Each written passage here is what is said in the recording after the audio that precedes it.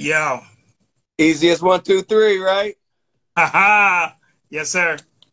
How you My doing? man. Chilling, man. You can hear me Th- good? Yeah, hear you just fine. Okay. Thank you so much for joining me this evening. I Come know you on, had man. I got I know you had a lot going on, so this is a big deal. I appreciate it. Yeah, man. Let's go. While people are joining in, we're gonna let them log on, and I'm gonna get your opinion on certain things before we jump into some music history. Where are you at, and what's going on as far as the COVID and the protest? What's the atmosphere like where DJ 4our5ive is at right now? Well, I'm in Islandia, which is like Central Islip, Long Island. I'm in Suffolk County, so I'm out, you know. Okay. So we've had a few protests out here. Nothing's been crazy yet, but the protest yesterday was 1,000 people. I wish that I could go. My thing is that I have classes, so what I'm doing is that I teach the youth and cats like myself, older cats that have been DJing forever, who really never really learned the names and the techniques and different things that you're doing. Like a lot of DJs don't understand scratching, and they do it, but they don't know what they're doing. So I don't know. I do a scratch that sounds like this. Well, I teach you what your scratch is and how many ways you can do it, and Right. combine them with other scratches. So I say this to say I have a full day, and I've been doing everything on Zoom and Google Meets and stuff like that. So I have been very, very busy. But we haven't had many protests out in Suffolk County, but I gotta go to something, So, but it's this whole thing is hard because, but in a way, like raising kids, because I got 5 kids. So to be able to, we've always had talks about race and talks about, who you are when you walk into a store, who you are when you're walking down the street. We've always had those, but now this is like something that is like, see, that's alive. See, that's alive. So now how big it got, and I mean, it's terrible, of course, but at the same Right. time, it's like awareness. So I mean, and I see a terrible video every day, now, Yep. and they do too. Now, I feel bad about the content that they're seeing, but at the same time, it's a real wake up call. I was 16 years old cutting from school, and I got my head slammed on the hood of a car just because we was driving, and cops saw us and was like, "Hey, they supposed to be in school." So, they got us. My boy was hemmed up on briefcases in the back seat of a cop car with them throwing haymakers at his face while I'm sitting there watching, like, because he was the one driving. So, this happened, and they did that to us, and then it was like, don't cut school no more, and then pulled off. We got nothing. You know what I'm saying? No tickets or nothing. It was just fun to them. And this Right. was decades ago. So, it's been happening. So, Crazy. For everybody who is logged on right now, this is Hip Hop Lessons, formerly Quarantine Sessions, episode 43 with the legendary DJ Kayla Boss, known now as DJ 4our5ive. Thank you for joining us this evening. I got you. I still respond to the boss though. It's still me. It's still who I am, So No doubt. Can you take us back a little bit to where you were born and raised to give us a little background before we come up to current events? wow. Well, where I was born is the reason why everything is the way it is for me. Basically, I was born in the Bronx, and I moved to Long Island when I was 9 or 10 years old. So, I seen things going down in the Bronx in front of my building. Um, Actually, interesting story is that my landlord, her name was Mrs. Davis, and she ended up leaving the building and left us with no hot water and no heat, and we had lights. That was it in the building. So, a lot went on there. But to let you know, if you know Larry Davis, who killed a few cops back in the day, that was his mom. So Larry Davis actually lived in my building on Finley Avenue, 1133 Finley Avenue. So, yeah, the Bronx, we left, my dad, his job moved to Brentwood, Long Island, which is why I bumped into EPMD and why all of that happened. So it's just so crazy how it all works, you know? Hip hop's been in my blood from the gate. And what's funny too is that I have a cousin who my aunt had a kid with some brother, like one of the guys in that family owned 3 record stores in the Bronx. So when my aunt got married to her new man and was not with my cousin's father anymore, he would go see his dad, and his dad, the Funk Factory, I want to say it was. I was a kid. I never even been there. You know what I'm saying? But my cousin would bring the tapes to Long Island to me because he lived in Wyandanch.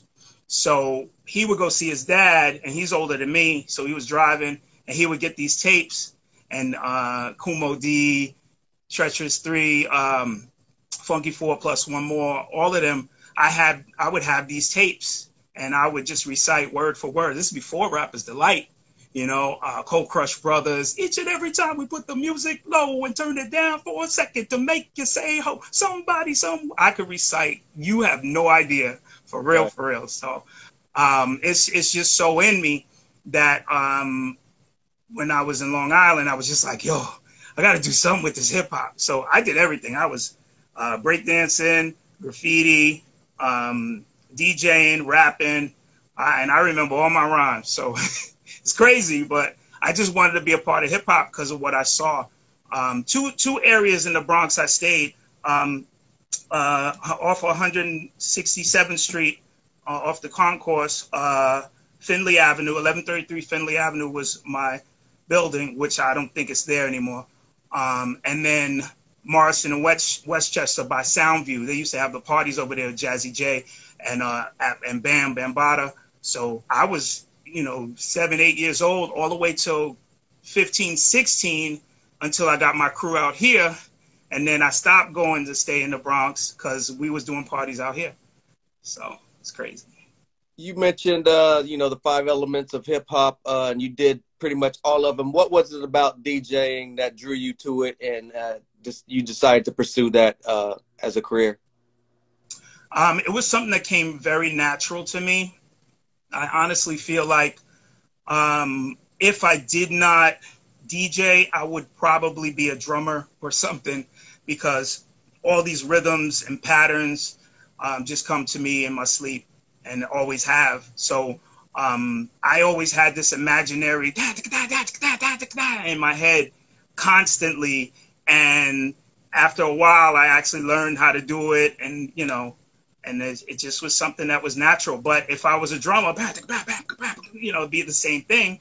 So I have these rhythms in my head. Maybe I'm from another time where I was something else, and it's crazy how it is, but just natural. It just when it hit, it hit, and I knew, like, this is it. This is it. Pre EPMD, what kind of dues did you pay to get noticed, or was that what your goal was, to get noticed, or are you just doing parties? What was the goal? Just doing parties. We were just doing parties. I got turntables when I was 12, but I was DJing before that. And my cousins, I have 2 cousins who both passed, Disco D and Shorty Rock, Daryl and Wayne, and rest in peace. They were DJs in the Soundview area. So I saw them, but I could never touch their equipment. But when I moved to Long Island, my boy Kyle Thompson, his brothers DJ'd, and he let us on. Like the one brother was real cool, and he was like, "Yeah, y'all could cut." And ironically, the first record that I got to catch the one on, you know what I'm saying? So it was always like something that I saw, like, okay, you got to catch that first beat, that downbeat. And anytime that I got on, I understood that. And then I would just throw it in. But the first song that I ever actually got to go back and forth with was Zap, Roger Troutman, More Bounce to the Ounce. So, which is crazy. And this is true story, for real, for real. I remember the day clearly of me being able to catch that record on the one from the first time that I ever touched it, just because I watched DJs so much. Flash in the Kitchen, all of that. It's here. It ain't going nowhere. What was your early introduction to EPMD? Did you see them around the way? Did you have to audition? What was your early introduction to Eric and Parrish? Every artist that I worked with closely that did albums and was working, it was never an audition thing because I knew them. I went to school with them. So Craig Mack, Eric Parrish, K Solo, which a lot of people don't know that I actually did work with Solo. It was supposed to be K Solo and Caleb Boss. That was supposed to be the crew. Wow. You know, that didn't happen. That's another story. We can get into it too. So, but I say this to say, it wasn't like, oh, I want to get with the crew. You know, these guys, they had a record out already.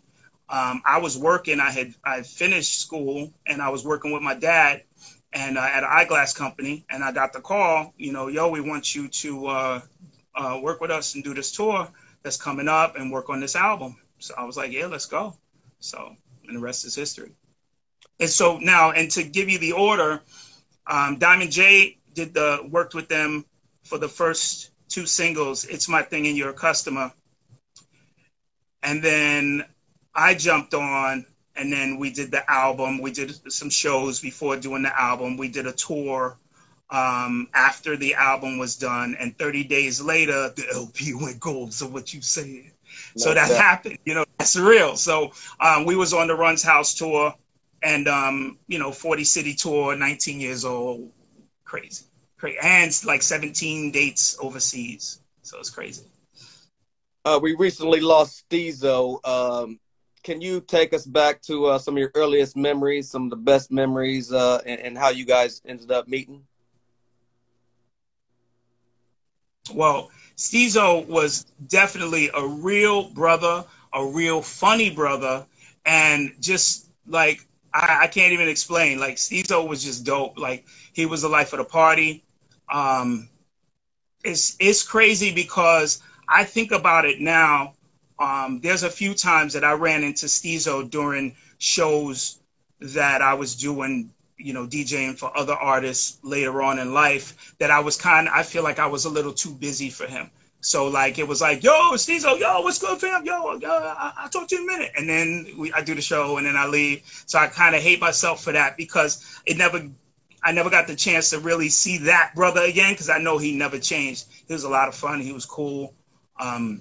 Stezo was dope, man. I miss him. I'm upset, like I said, that I didn't, you know, the few times that I saw him when I was in Connecticut, you know, when I bumped into him, that I didn't really get to chop it up a little more. On a side note, did you get to work with him on his debut album at all? No, I didn't. He had a DJ, I think the kid's name was Chris. And he used to always tell me, Chris is nicer than you, man. He got you. I know Chris got you. You can't cut like Chris. I'm like, shut up. I got you now, Chris. Where you at, Chris? Come on. I'm playing. You came in after Diamond and started working on the album. The album dropped summer of '88. Can you take us back to some of those sessions and some of the best memories of putting that album together? Strictly Business. Wow. Well, putting that album together was a quick process. Kind of knocked it out. I mean, EMP pretty much had it planned out. They already knew exactly what they wanted, what they were going to use. One thing that I can say is that, so like You're a Customer and It's My Thing, those songs, the way that they were structured, they were kind of rapping pretty long, you know, choruses it was just like the structure of the songs. I remember them really fixing and saying, okay, we're going to stick to the 8 bars